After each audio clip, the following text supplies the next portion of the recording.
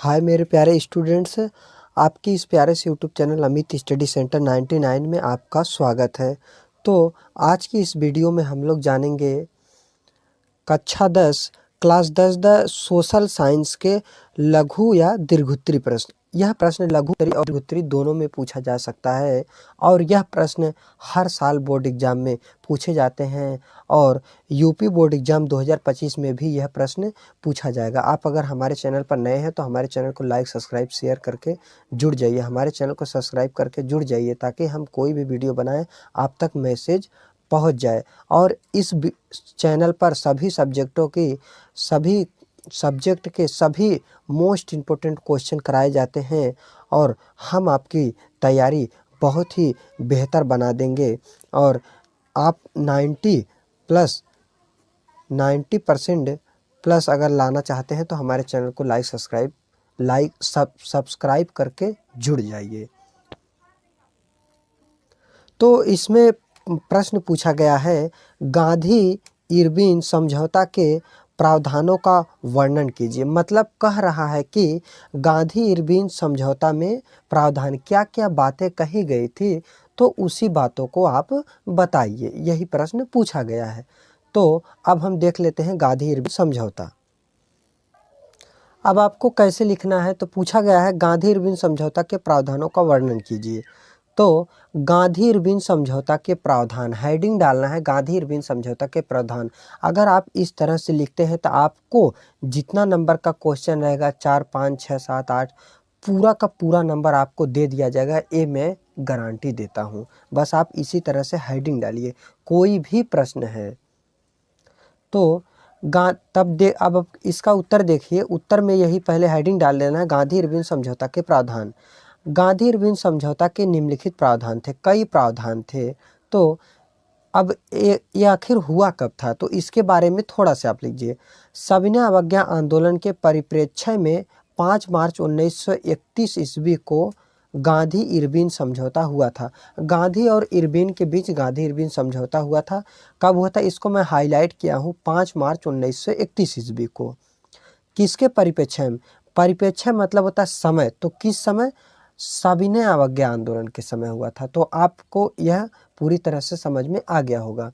तो अब आपको पॉइंट वाइज लिखना है कि क्या क्या प्रावधान किए गए थे।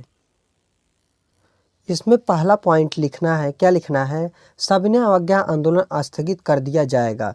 कहा गया कि जो सविनय अवज्ञा आंदोलन है नमक के लिए 1931 वाला, तो 1930 से 31 वाला जो इसी के लगभग हुआ था, तो सविनय अवज्ञा आंदोलन स्थगित कर दिया जाएगा।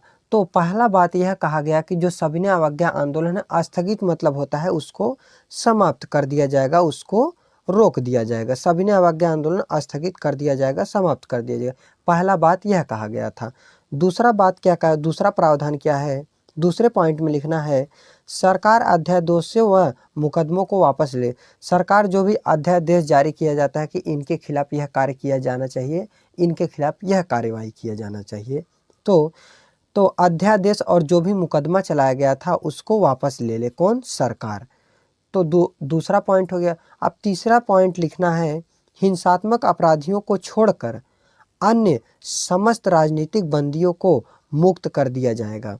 जो हिंसा करने वाले अपराधी हैं उनको छोड़कर अन्य समस्त राजनीतिक बंदियों को मुक्त कर दिया जाएगा। इरविन एक ऐसा खेल खेला, क्या कहा कि हिंसात्मक अपराधियों को, मतलब जो हिंसा किए हैं उनको छोड़कर, उनको छोड़ा नहीं जाएगा, उनको छोड़कर समस्त राजनीतिक बंदियों को, जो भी राजनीतिक लोग हैं उनको क्या करेगा? मुक्त कर दिया जाएगा, लेकिन हिंसात्मक को रोक लिया जाएगा। तो यही बात कहा कि जो हिंसात्मक अपराधी हैं उनको नहीं छोड़ा जाएगा, बाकी राजनीतिक बंदियों को मुक्त कर दिया जाएगा। यह तीसरे पॉइंट में कहा गया। आप जो भी हम आपको करा रहे हैं, आप एक एक पॉइंट को देखते हुए स्क्रीनशॉट कर लीजिए। चौथा कहा गया कि शराब, अफीम व विदेशी वस्तुओं की दुकानों पर धरना देने वाले को गिरफ्तार नहीं किया जाएगा। यह बातें कहा गया कि जो भी शराब, अफीम, अब मतलब होता है वही चरस, अफीम जैसे नशीले चीज़ों को, विदेशी वस्तु जो भी है दुकान पर धरना देने को, जो दुकान पर धरना देगा विदेशी वस्तुओं पर, उसको क्या किया जाएगा, गिरफ्तार नहीं किया जाएगा। शराब, अफीम व विदेशी वस्तुओं की दुकानों पर धरना देने वाले को गिरफ्तार नहीं किया जाएगा। जो भी धरना देगा शराब के खिलाफ, अफीम के खिलाफ, उसको क्या किया जाएगा, उसको गिरफ्तार नहीं किया जाएगा। देखिए पांचवा पॉइंट है, पांचवा पॉइंट लिखना। अगर आपको विश्वास नहीं हो रहा है तो आप एक बार इसको याद कर कर चले जाइए।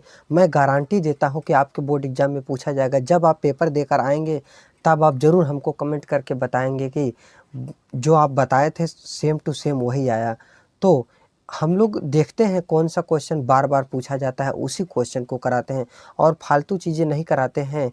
जो काम ही ना आए उसको पढ़ने से क्या फ़ायदा, और जो काम में ना आए उस काम को करने से क्या फ़ायदा, जिस काम में फ़ायदा ही ना हो। तो इसीलिए जो मैं करा रहा हूँ उसको आप ध्यान से। पांचवा पॉइंट है, समुद्र तट से एक निश्चित दूरी पर नमक बनाने की छूट होगी। समुद्र तट से, समुद्र तट से मतलब समुद्र के किनारे से एक निश्चित दूरी किया जाएगा, एक निश्चित जगह बनाया जाएगा कि यहीं पर होगा, तो निश्चित दूरी पर नमक बनाने की छूट होगी। समुद्र तट, समुद्र के किनारे पर एक निश्चित दूरी ले लीजिए और उसी दूरी पर आप क्या कीजिए, अपना नमक जो है बनाने की छूट होगी कि आप नमक बना सकते हैं। छठवां है, जमानतें व जुर्माने वसूल नहीं किया। जो जमानत है और जो जुर्माना लगाए गए हैं अंग्रेजों को द्वारा लगाया गया था, तो उसको जो है वसूल नहीं किया जाएगा, जनता से उसके लिए पैसा नहीं लिया जाएगा। इस तरह से समझाकर आपको कौन बताएगा, इसी तरह समझा रहे हैं तो आप इसको ध्यान से देखिए और पढ़िए। सातवां पॉइंट है, जिन व्यक्तियों ने नौकरी छोड़ दी है उन्हें वापस लेने में उदार नीति अपनाई जाएगी। उदार मतलब होता है पुरानी नीति, पुरानी नीति और एक अच्छी नीति, उदार नीति। ठीक, उदारवादी जैसे होता है कि पुराने भावना। तो जो पुराने लोग जो नौकरी को छोड़ दिए हैं उन्हें वापस नौकरी दिया जाएगा, नौकरी देने की नीति अपनाई जाएगी, उनको वापस नीति दिया जाएगा। तो सातवां पॉइंट भी आप उम्मीद करता हूँ कि आप समझ चुके होंगे। आप एक एक प्रश्न का स्क्रीनशॉट कर लीजिए, एक एक प्रश्न उत्तर का, और उसको आप अपने कॉपी में लिखकर याद कीजिए, बहुत ही सरल शब्दों में और समझाकर बता रहा हूँ। आठवां पॉइंट लिखना है इसमें, कांग्रेस द्वितीय गोलमेज सम्मेलन में भाग लेगी। जो कांग्रेस है जो दूसरा गोलमेज सम्मेलन, देखिए गोलमेज सम्मेलन 1930-31, पहला 1930, दूसरा 1931, फिर ऐसे ऐसे क्या हुआ था, तीन गोलमेज सम्मेलन हुए थे, 30, 31, 32। तो ऐसे जो दूसरा गोलमेज सम्मेलन था उसमें कांग्रेस द्वितीय गोलमेज सम्मेलन में भाग लेगी। कांग्रेस द्वितीय गोलमेज सम्मेलन में क्या होगा, शामिल होगा।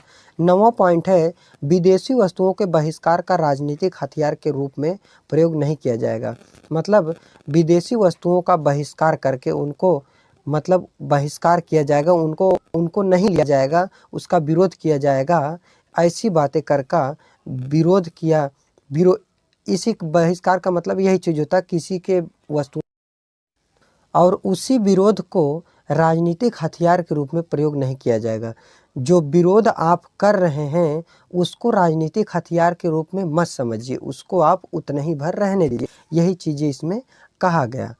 10वां पॉइंट लिखना आपको, कांग्रेस पुलिस अत्याचारों के विरुद्ध निष्पक्ष जांच की मांग की त्याग देगी। कांग्रेस पुलिस जो है जो अत्याचार के विरुद्ध निष्पक्ष जांच की मांग है, जो अत्याचारों के विरुद्ध निष्पक्ष जांच की जो भी मांग है, जो निष्पक्ष जांच की मांग है उसको त्याग देगी। मतलब जो वह सही मांग नहीं कर रहा है उसको क्या करेगी कांग्रेस पुलिस, उसको क्या करेगी, त्याग देगी, यही चीज़ कहना है। तो उम्मीद करता हूँ कि यह 10 पॉइंट आपको समझ में आ गए। एक एक पॉइंट स्क्रीनशॉट करके इसको आप लिख लीजिए और आप इसको याद कर लीजिए। जो भी टॉपिक ना समझ में आया हो वो आप कमेंट कीजिए, मैं आपको उस पर वीडियो बनाकर दे दूँगा।